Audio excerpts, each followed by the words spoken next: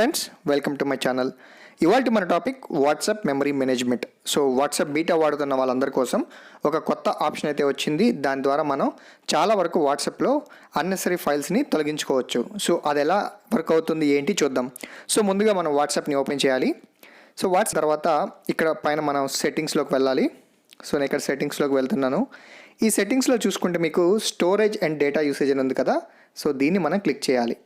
So దీంట్లో చూసుకుంటే manage storage అని కనిపిస్తుంది కదా, ఫస్ట్ వన్. సో ఈ ఆప్షన్ అనేది కొత్తగా వచ్చింది. ఇది బీటా వర్షన్ వాడుతున్న వాళ్ళకి మాత్రమే ప్రజెంట్ అందుబాటులో ఉంది. సో మిగతా వాళ్ళందరికీ కూడా 1-2 వారాల్లో వచ్చేస్తుంది అనమాట. సో మీరు వాట్సాప్ అప్డేట్ చేసుకోగానే ఒక 10 డేస్లో మీకు కూడా ఈ ఫీచర్ వచ్చేస్తుంది. ఈ ఫీచర్ ఎలా వర్క్ చేస్తుంది అంటే చూడండి, నేను ఇప్పుడు ఈ ఫీచర్ని ఓపెన్ చేస్తున్నాను.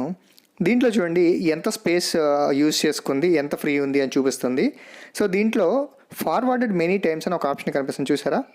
అంటే మనం ఏదైనా ఒక ఇమేజ్ని చాలామందికి పంపించామనుకోండి, అది చాలాసార్లు సేవ్ అవుతుంది. ఇక్కడ చూడండి, ఇక్కడ ఇది ఒక ఇమేజ్ 310 KB ఉంది, ఇక్కడ 125 KB ఉంది.